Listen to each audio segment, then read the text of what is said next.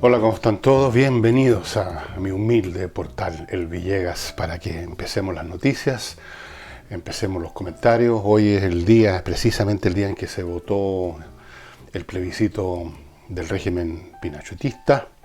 Y bueno, ya hablamos bastante de eso, habría mucho más que hablar. Algunas cosas curiosas en algunos diarios que fueron en su época baluartes del régimen, defensores y promotores y portavoces, hoy día hablan de un día como hoy, hace 30 años, los chilenos decidieron poner término a la dictadura. Ya no es el régimen de autoridad, el régimen para salvar a la nación, sino que esta prensa ahora califica de dictadura. Y este pequeño detalle, una palabra de más o de menos, en este tema como en otros muchos, muestra hasta qué punto se ha ido imponiendo una mirada sobre el mundo, sobre nosotros, sobre Chile, sobre quiénes somos, para dónde vamos, de dónde venimos. Yo no digo que es falsa o verdadera, estoy simplemente diciendo que hay una mirada, una postura que se ha ido imponiendo, que ha significado un cambio radical y que se expresan otras cosas que estoy viendo aquí.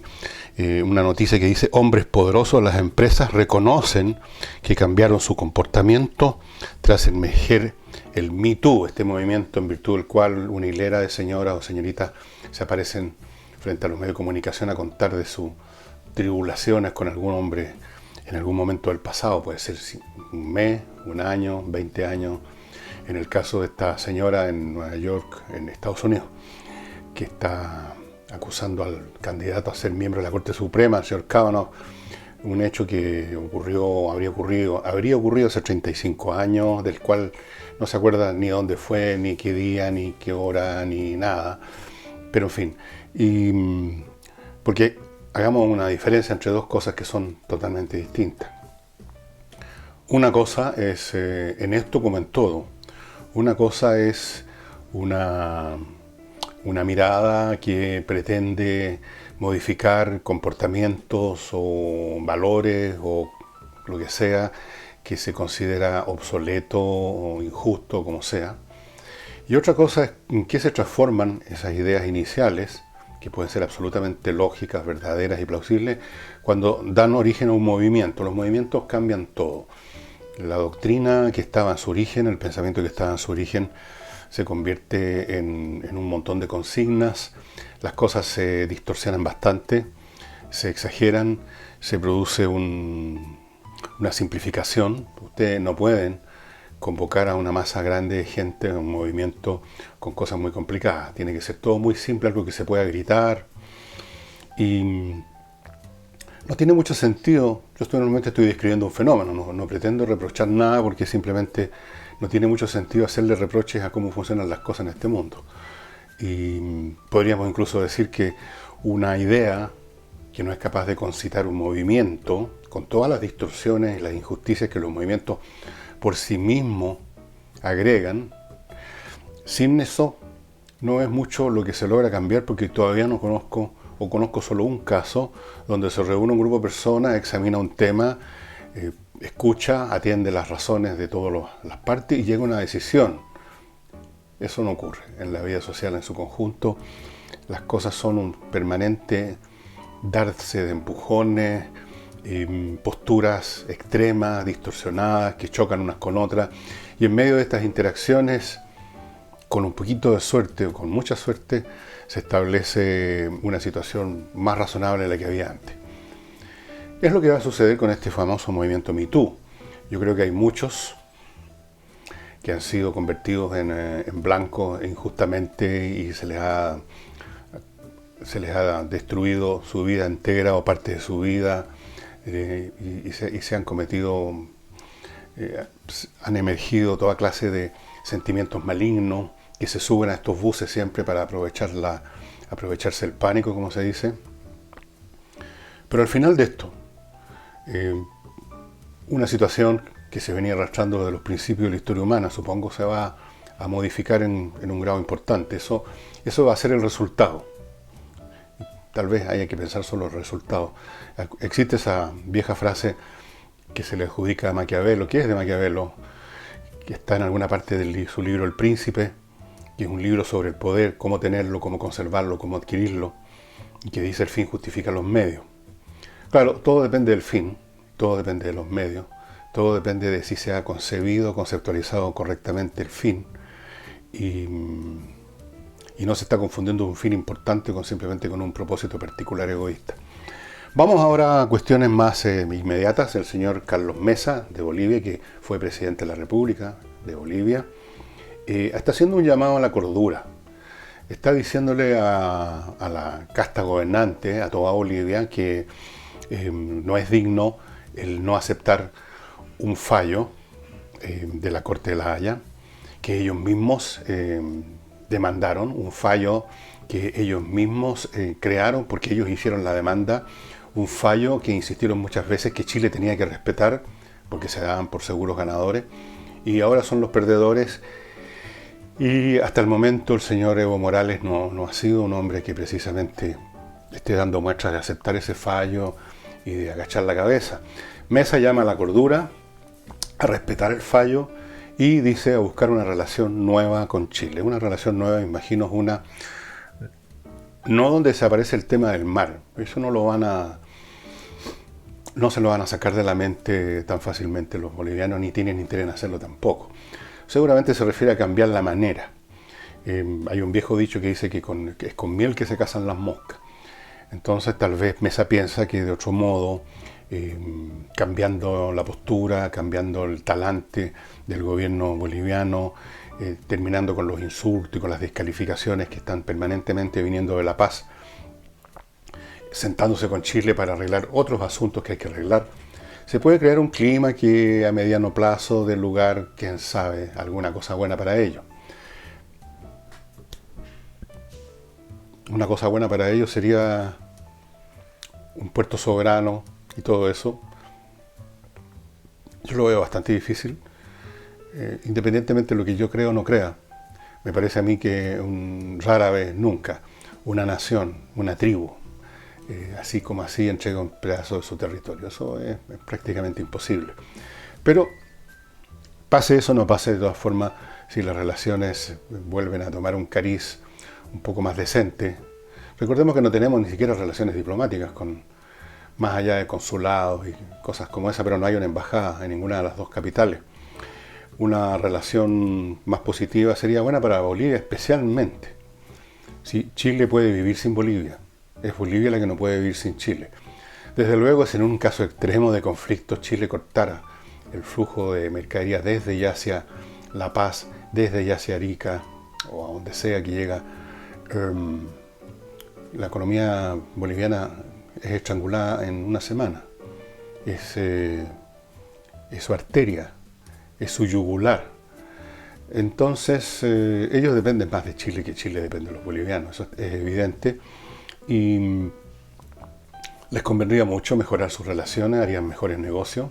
El tema del gas, por ejemplo, que en algún momento se negaron a vendernos gas porque éramos nosotros, porque éramos Chile. Todas esas son maniobras que llevó a cabo Bolivia, estados de ánimos que ha cultivado Bolivia, que han sido más bien dañinos para Bolivia. A nosotros lo que nos costó fue la plata que se gastó en el juicio, 25 millones de dólares, entiendo, pero no más que eso, no mucho más que eso. Y en otro tema que tiene que ver con nuestro país, el Tribunal de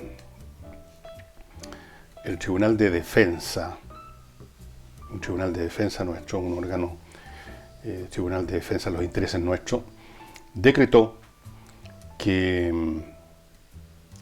este es el Tribunal de Defensa de la Libre Competencia, decretó que la relación entre la empresa china Tianqi y la empresa chilena Sokimich con respecto a la adquisición por parte de la China del 25% más o menos de las acciones de Sokimich no agrega riesgos, no hay riesgos, no ven riesgos en virtud de las medidas de mitigación que no se detallan, que se habrían establecido para evitar la emergencia de un monopolio. En otras palabras, el Tribunal de Defensa de la Libre Competencia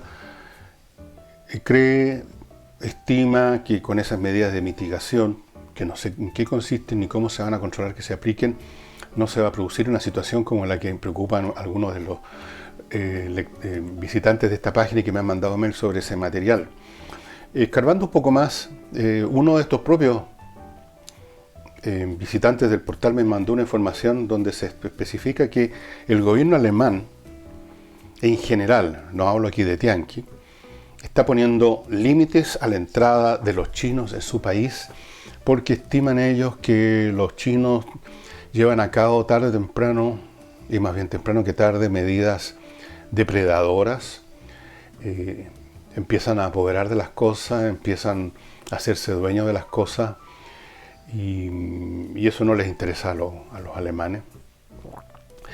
Efectivamente, China, que es un poder de primerísima escala y con muchos recursos, está usando el dinero, las inversiones o los préstamos para fines geopolíticos. Hay una serie de países pequeños, en Centroamérica, por ejemplo, que han sido llevados de la mano o presionados de un modo u otro a que limiten o terminen sus relaciones con Taiwán, porque a esos países pequeños del Centroamérica les han prestado plata, los han convertido en deudores masivos de China. China está usando su dinero para comprar países completos. En África también han hecho lo mismo. Llegan, ofrecen algo, el país, por ejemplo, un préstamo para construir un puerto. Llegan los chinos, construyen el puerto, el país anfitrión tiene problemas para pagar y entonces los chinos dicen ok, pero nosotros nos quedamos dueños del puerto. Y el puerto acá, al poco a poco andar, se empieza a convertir en un puerto militar. Ese es el tipo de prácticas de los chinos. Y eso es lo que preocupa a los alemanes y probablemente eso es lo que preocupa a algunos en Chile. De hecho, la propia administración de Soki Mich, que estaría vendiéndola a los chinos en 24 o 25%, no le gusta para nada la operación. No tienes mucha confianza en estos chinos de Tianqi. Y ahora, perdonen, de aplicarse ese criterio sistemáticamente todo el tiempo, nosotros no habríamos tenido nunca inversiones extranjeras acá. Me pregunto si habríamos sido capaces, considerando la naturaleza de los volúmenes de nuestros capitales y la poca disposición que tienen los empresarios chilenos a arriesgar. Los empresarios chilenos tienen más bien una mentalidad rentista, y cuando llegan a invertir en algo quieren que al otro día empiecen a fluir las utilidades, y si no venden inmediatamente para comprarse un fondo y ir a andar a caballo. Entonces me pregunto si se hubiera desarrollado la gran minería del cobre si no es por la llegada de los capitales americanos a los años 30, 40 y adelante. Y las empresas que llegaron después de otras partes, de Australia. ¿Tenemos tanto dinero para hacer esas inversiones inmensas? ¿Tenemos disposición, capacidad empresarial, capacidad de tomar riesgos para eso? Ustedes saben que las inversiones mineras son de larguísimo plazo. Entre el estudio, la construcción o el diseño, el desarrollo del proyecto, en que empiecen a emerger el producto y que se pueda vender, pasan fácil 15 años, mínimo 10. Y no hay muchos empresarios nacionales que estén dispuestos a eso. En cuanto al Estado, yo tengo muchas dudas acerca de la clase de inversiones que hace el Estado, que es una expresión que parece señalar un ente homogéneo que está siempre ahí, pero en definitiva es el nombre, simplemente una palabra que se le da al grupo, muchas veces de depredadores, que llegan al aparato del Estado en el gobierno de turno y que muchas veces son de una incompetencia abismal y que a eso sí que los pueden fácilmente torcerles la nariz. Entonces, con esto del litio, el litio no es algo que vaya a durar eternamente. El político que les mencioné la otra vez, no quise dar el nombre, es el señor Sandón. El señor Sandón en ese programa con Mochati daba a entender o lo dijo directamente que esto era un tema del litio que importa incluso a nuestros nietos. Yo creo que no, está equivocado Sandón. ¿Quién le dijo que el litio va a ser lo que es ahora por 20, 30, 40 años más? Habría que enterarse un poquito más de los desarrollos tecnológicos que se están llevando en el campo de la conservación de energía eléctrica, del almacenaje de energía eléctrica, de la fabricación de circuitos y todas las cosas relacionadas con la electricidad y la electrónica, y ahí uno se pega rápidamente la cachada de que aquí ya no hay ningún producto mágico que vaya a durar por generaciones tras generaciones. Entonces, el tema de aprovechar un recurso en el momento en que es útil y que da riqueza es lo inteligente. Cuando se dice están los extranjeros robando nuestras riquezas nacionales, no hay ninguna riqueza si no se vende. No es rico un país simplemente porque tiene bajo tierra millones de toneladas de un producto, si no lo va a sacar nunca, no lo va a sacar a tiempo, o cuando lo saque ya nadie lo va a querer. Recordemos lo que pasó con el salitre, estimados amigos. Deben haber habido algunos chilenos que pensaban que el salitre iba a durar para siempre, que también los nietos y los bisnietos se iban a aprovechar. Vino la Primera Guerra Mundial, las potencias centrales tuvieron que desarrollar, estaban bloqueadas, tuvieron que desarrollar un sustituto para fabricar explosivos, ya no estaba disponible el salitre, y produjeron salitres sintéticos, pues. Produjeron los elementos necesarios para hacer explosivos sin necesidad de nuestro salitre. Cuidado entonces con esto de que una riqueza existe per se, simplemente porque está en nuestro territorio, y segundo, que esa riqueza va a durar para siempre, va a ser siempre apetecida, no es así. En todo caso, esto no significa en absoluto que nosotros tengamos que bajarnos los pantalones con los chinos. Ojo con los chinos, efectivamente, hay que poner 20.000 cautelas. Yo miraría de nuevo qué es lo que realmente le parece tan conveniente o tan adecuado al Tribunal de Defensa de la Libre Competencia. Hay que hacer negocios y hay que hacerlos ahora, pero no hay que hacer hueón tampoco, con todo respeto de las partes involucradas. Estoy usando un lenguaje muy técnico quizás. Quiero mostrarles ahora en vivo y en directo, y no solamente con una foto, el producto que entrega creatividad positiva para que usted empiece ya en su casa a formarse a usted mismo y formar a su familia, a sus niños, de que la basura no es cualquier cosa que se tira por la ventanilla del auto o se arroja un camión que va pasando, sino que es algo que tiene que ser reciclado, tiene que ser seleccionado primeramente antes de reciclarlo.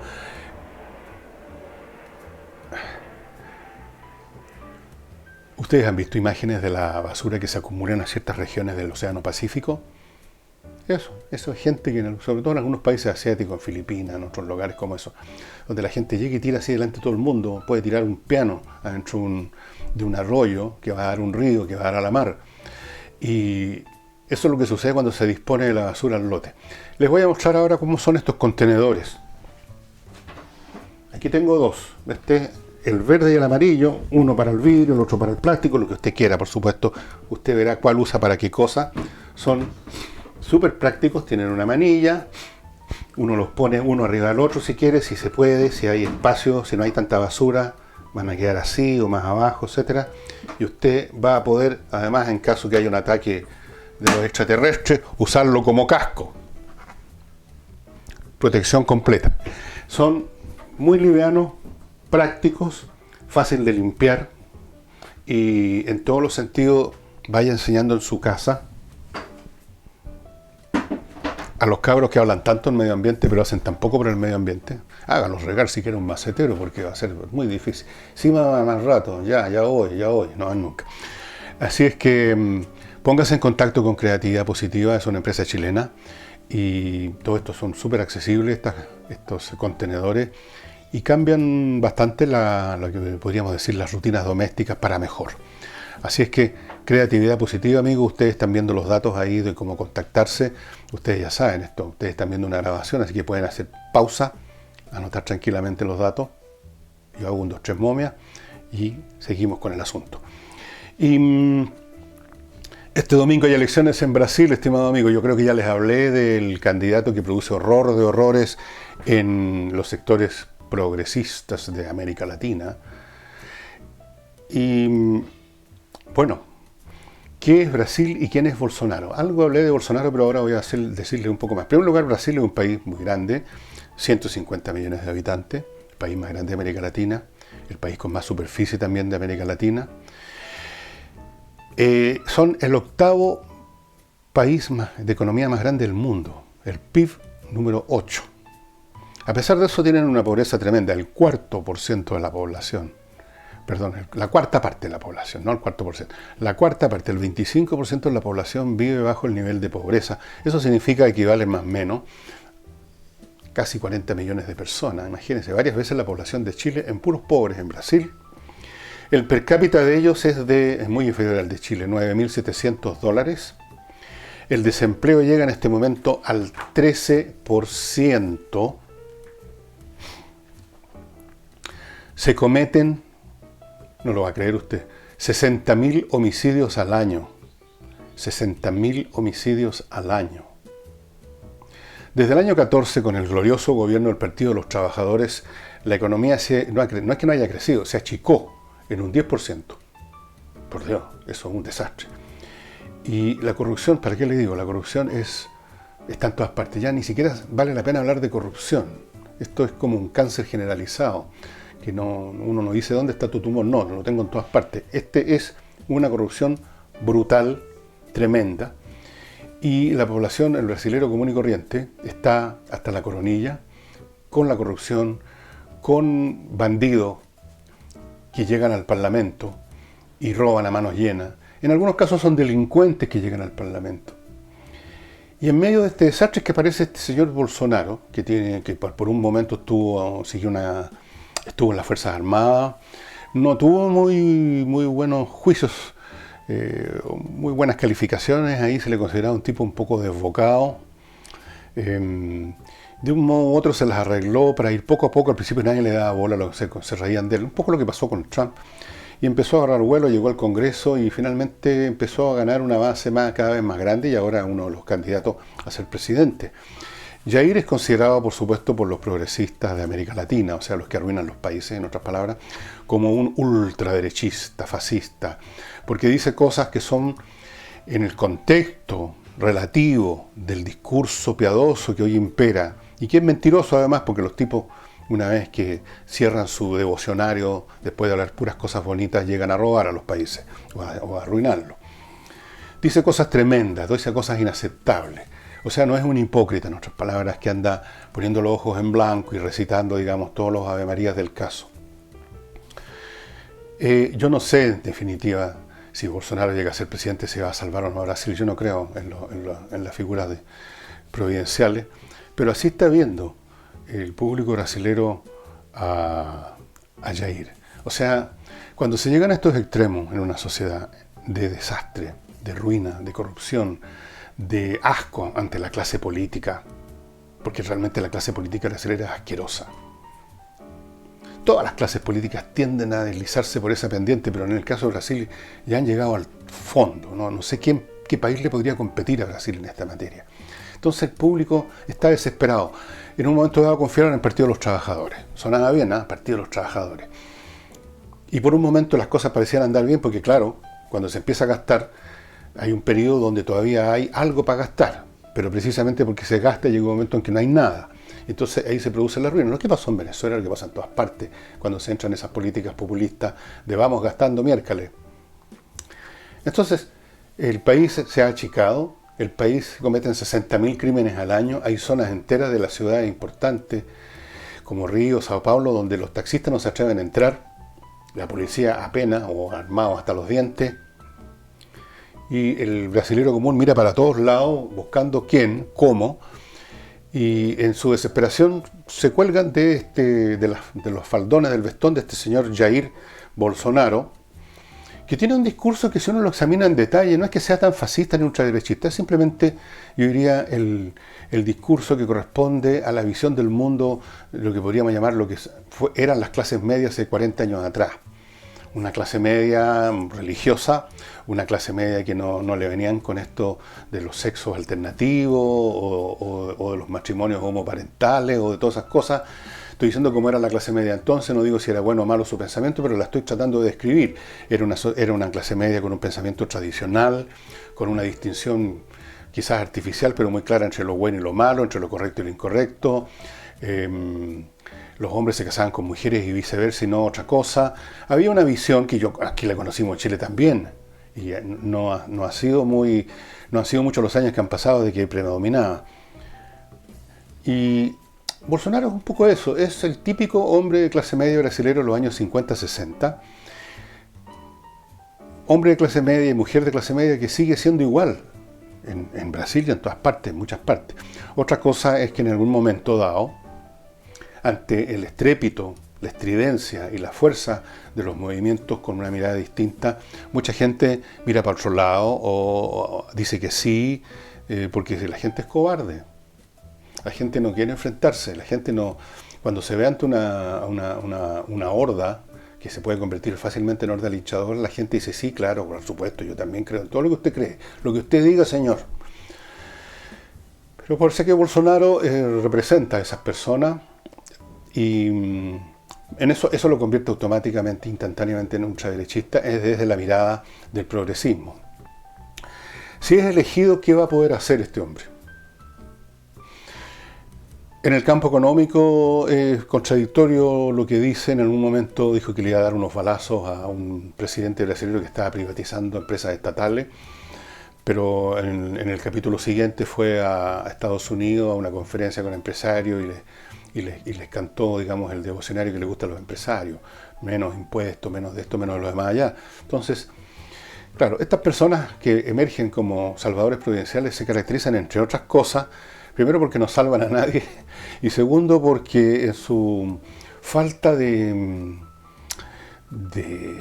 anclaje ideológico, bueno o malo, pero anclaje, son oportunistas ideológicamente. O sea, le dicen a las personas que tienen frente a él lo que esas personas quieren escuchar, lo que ellos creen que esas personas quieren escuchar. No tienen un punto fijo que los guíe a sí mismos en su manera de ver el mundo, sino que pasan con mucha facilidad de una cosa a otra. Un poco el caso de Trump también. Si ustedes escuchan a Trump, que en un momento dado trata al líder de Norcorea como una cucaracha, y al momento siguiente habla de la amistad que tiene con él y que es un gran hombre.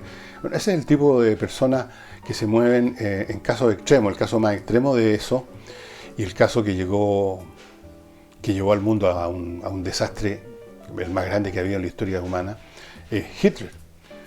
Hitler, cuando hacía campaña política, antes de convertirse en el dictador que fue, en la mañana le podía decir a los trabajadores que le iba a estirar el cocote a los empresarios, y en la tarde le decía a los empresarios que le iba a estirar el cocote a los trabajadores. Eso está registrado. Entonces, son oportunistas, no tienen un centro de gravedad específico. Decir que son fascistas, ultraderechistas, es casi hacerle un servicio, porque no son ninguna cosa ni otra. No son más que lo que son, personas que rechazan el estado de cosas, igual que cualquier otro ciudadano, pero eso no los convierte en poseedores, en dueños de una fórmula para resolver los problemas.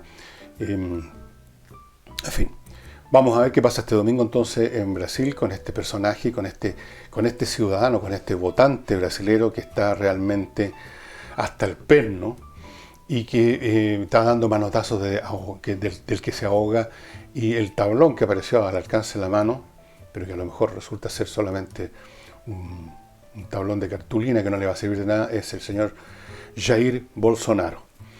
Y la relación entre China y Estados Unidos se sigue deteriorándose.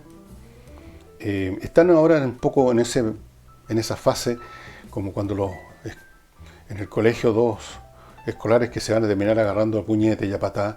Primero empiezan con los gritos, con los insultos, después empiezan con los empujones, con la amenaza de que van a haber los golpes, y finalmente vienen los golpes. Lo que pasó en el Mar de la China, que ha pasado otras veces, pero ahora ya con una intensidad increíble, son el equivalente a los empujones. Ustedes recuerdan que les conté del destructor chino que se cruzó apenas 40 metros, pero no solo que se cruzó una vez, sino que iba como para pegarle topetazos de costado, así como los empujones en el colegial.